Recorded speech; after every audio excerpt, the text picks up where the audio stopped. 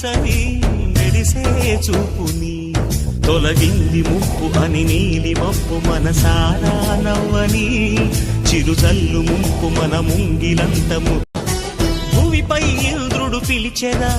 వరుణ వరదై పలకరా ఆకాశాన్ని ఇలా దించరా కురిసేవానగా మారని యాతన తీర్చగా మాతల రాతలు మార్చగా ఈ జల యజ్ఞము సాక్షిగా గలనే వంచరా